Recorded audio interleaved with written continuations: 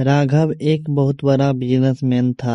पैसा, शोहरत और सब कुछ था, लेकिन एक चीज की कमी थी, समय।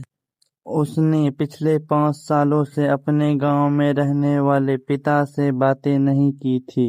एक दिन राघव को दोपहर में कुरियर आया। उसमें एक पुराने लकड़ी का बनाया हुआ टेलीफोन था। राघव को लगा यह कोई मजाक है। लकड़ी का टेलीफोन को छोड़ दिया, अपने काम पर फोकस करने लगा। लेकिन एक दिन शाम को उसके टेलीफोन पर फिर से नजर गई। उसने मजाक मजाक में नंबर घुमाया, अपने बचपन का घर का नंबर। वहां पर कॉल जा रही थी। उधर से कोई धीमी गति में आवाज आया। राघव ने तुरंत डर के मारे फोन रख दिया कि लकड़ी के फोन से कैसे कोई आवाज आ सकता है। राघव ने फिर से अपने बचपन के नंबर पर कॉल किया। फोन की घंटी बज रही थी। दूसरी तरफ से आवाज आई, होल्ड। आवाज सुनकर राघव के रोंगटे खड़े हो गए। वह आवाज उसके पिता की थी, लेकिन वह बहुत जवान लग रहे थे। राघव ने कांपते हुए पूछा, पिताजी आप कैसे हैं? पिता ने जवाब दिया, मैं ठीक हूँ बेटा, बस तुम्हारे स्कूल से आने का इंतजार कर रहा हूँ। आज तुम्हारा 10वां जन्मदिन है।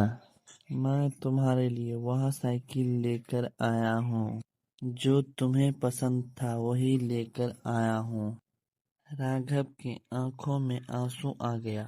उसे याद आया उसी दिन उसके पिता का एक्सीडेंट हुआ था, जब वह साइकिल लेकर लौट रहा था। उसी हादसे के बाद उनके पिता अब कभी चल नहीं पाएंगे। राघव ने उन्हें समझा, कामयाबी में ये बोझ है। टेलीफोन से राघव चिल्लाया, आज आप घर से बाहर नहीं निकलिएगा। तभी फोन से अजीब सी आवाज गूंजने लगी। अब पिताजी की भारी आवाज हो गई थी, समय को बदला नहीं जा सकता, राघव सिर्फ समझाया जा सकता है। अचानक से राघव की ऑफिस की लाइन टिमटिमाई। फोन की आवाज बदल गई। अब दूसरी तरफ से खुद राघव की आवाज आ रही थी, लेकिन वह राघव आज से 10 साल बाद वाला था। भविष्य को राघव ने कहा, राघव तुम अपने पिता की बचपन की कोशिशें कर रहे हो। क्या तुमने आज उनसे बातें की?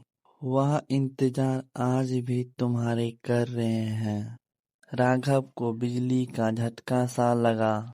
उसने घड़ी देखा, आज उसके पिता का जन्मदिन था और उसने उन्हें विश तक नहीं किया था।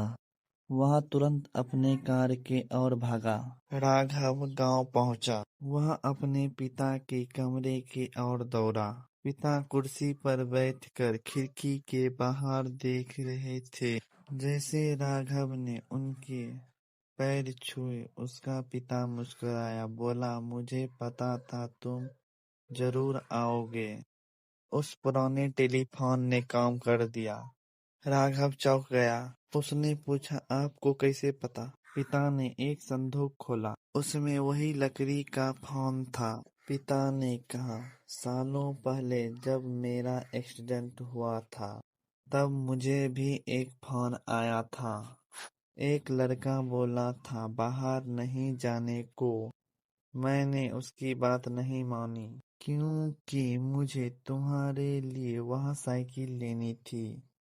क्योंकि उस दिन मैंने पैर खोया, लेकिन तुम्हारा भरोसा जीत गया। वह अदृश्य कॉल, वह खुद को नहीं। राघव समझ गया कि पिता ने सही रास्ता दिखाने के लिए भेजा था।